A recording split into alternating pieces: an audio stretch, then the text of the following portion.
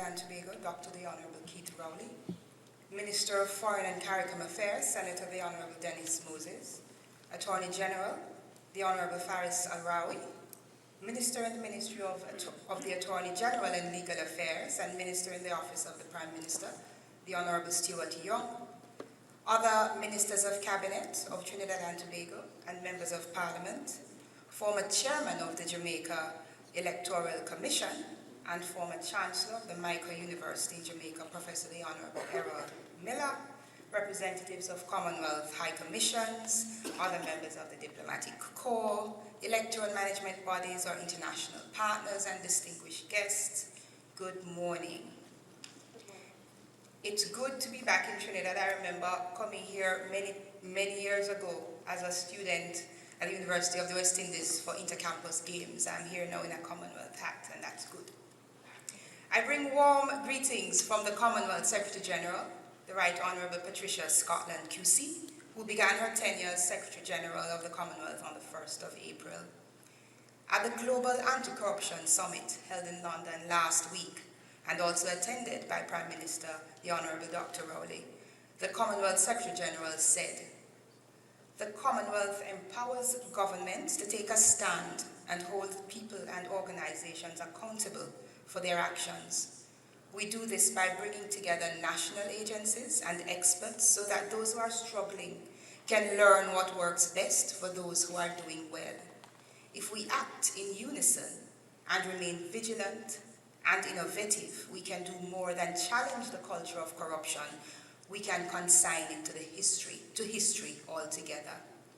And so the Commonwealth is especially pleased to collaborate with the government of Trinidad and Tobago as it initiates this important forum on campaign finance. Indeed, we applaud the leadership that has begun this conversation, this national conversation on campaign finance reform through this forum. And we commend and encourage the government's intention to have a wider national conversation with citizens of Trinidad and Tobago to progress campaign finance reform in a manner that is suitable to the context of your citizens. The values and aspirations for which the Commonwealth strives can be found in a simple and defining document that we call the Commonwealth Charter. In that document, all our member states said the following: "We reiterate our commitment to promote good governance through the rule of law, to ensure transparency and accountability, and to root out, both at the national and international levels, systemic and systematic corruption."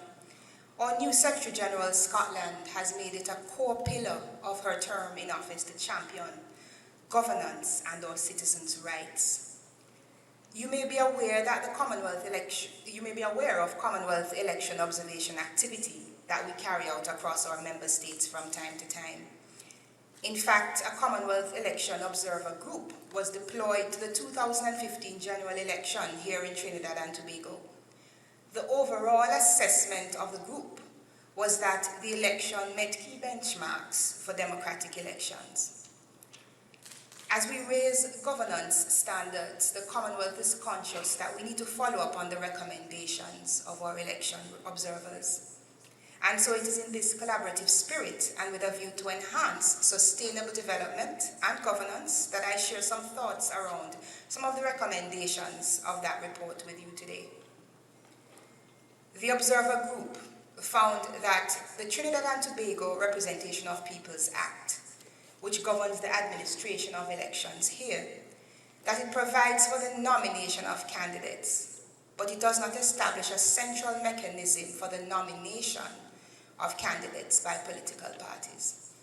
What prevails is that the returning officer recognizes an individual as the nominee of a particular party only on the condition that the candidate informs the returning officer in writing on nomination day that they are a member of the party, and that their membership is confirmed by a list of party candidates that the candidate supplies to that returning officer.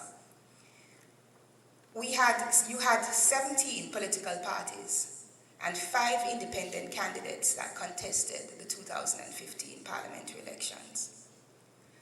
Given the dynamism then of political parties in Trinidad and Tobago, The observers encouraged political stakeholders to prioritize the consideration of legislative reform that will enable the registration of political parties and regulate campaign finance. I must say that this situation is not inconsistent with what prevails across most of the Commonwealth Caribbean and in some of our other territories. In the Caribbean, Jamaica has recently taken steps, as we've heard this morning, to address this, and they have now passed legislation. And one of the consequences of that is that the Jamaica Electoral Commission will now set up the office of the Registrar of Political Parties. I won't go too much into that because you have some experts there who led that process who will be able to speak to you on those issues. I'm also aware that a registrar has been appointed there. The importance of the office of Registrar of Political Parties, or a mechanism to register political parties in ensuring transparency, is important and cannot be understated. It prevents things like briefcase parties and things that the Honourable Sir Pickles referred to earlier as political parties that you cannot find registrations for them, you cannot find addresses, and you don't know exactly who their membership are.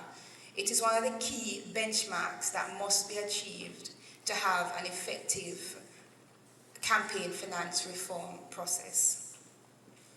This lack of regulation for political parties is also inconsistent then with the prominence of political parties in Trinidad and Tobago's political landscape, particularly since individual candidates rely heavily on the campaign strategies and materials supplied by political parties and the campaign machinery of the political parties to engage.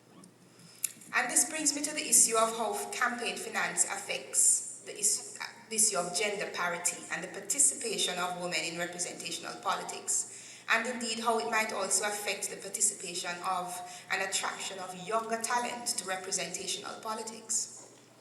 First, I wish to acknowledge that Trinidad and Tobago is a light in the Commonwealth regarding the number of women elected to Parliament. In 2015, 40 of the 132 electoral candidates were women, and 12 were elected. To my knowledge, the sitting House of Representatives has just about achieved the 30% Commonwealth target. And in this regard, the people of Trinidad and Tobago are to be commended for their success in increasing the participation of women in politics. The leader of the opposition is also a woman and was formerly Prime Minister. So you have provided some leadership to the region where that is concerned. The Commonwealth encourages the development of gender-neutral campaign finance regulation. Having equal access to funding will give women candidates the same chance as their male counterparts to reach the electorate to advocate for their election. Normative framework such as CEDAW provides the framework and space for governments to remove discriminatory barriers that also prevent your most vulnerable citizens and those who are sometimes marginalized from participating actively in the political process. And when we say gender-neutral campaign finance regulation, we're talking about things like, for consideration, possibly like considering caps on total campaign donations and campaign expenditures, regulation on particular types of campaign advertising. We heard about that earlier in terms of how the media is involved. The transparency around those issues. Campaign time limits, how long the campaign period runs for. Cauterizing illicit cash inflows and having strong disclosure and effective enforcement. Political consideration of political party quotas, since political parties are the driving mechanism that select candidates, and providing incentives for political parties for the elevation of quality women's political leadership. The issue of disclosure then, which was referred earlier by Sir Pickles, is very important because this is important to ensure the motive. It's not necessarily how much per se is given, but your citizens underscore trust and develop trust when they're able to identify who contributes and when they're able to question openly why that person is contributing and when they're able to hold government to account as to what they may be giving in return for those contributions. So it is the transparency of the process, in our view, that is key and that should guide legislation and enforcement. The goal, therefore, is to level the playing field and introduce more pluralistic and inclusive methods for the political candidates to engage with the voting public. And here is where the use of social media comes in, and ensuring that that process provides transparency as well, and less regard given to the financial status and gender of those who want to enter representational politics. However, societal prejudice in some jurisdictions may actually mean that women could sometimes have to spend more money to persuade voters to overcome rigid socio-cultural barriers to their participation. And so policymakers need to have meaningful discussions and wide public consultations to discuss these nuances and to understand how to draft gender-neutral campaign finance reform legislation that is suitable to the country's own context.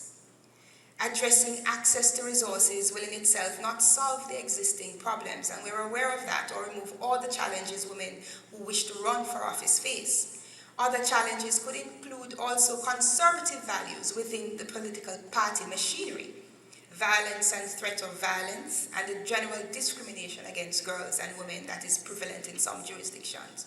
And recognizing these challenges, the Commonwealth Secretariat is now undertaking a long-term initiative to support and enhance women's political participation and leadership in the Caribbean region. We will be drawing on our vast body of work of Common Observer Group reports and those of CARICOM and our other partners, which consistently examine the participation of women in elections and, where appropriate, make recommendations for improvement. We're also undertaking baseline research work on the structures and mechanisms of political parties in the region. So you'll be hearing from us soon. We've started engaging already with some of the political parties, and we've briefed your high commissions in London about this initiative.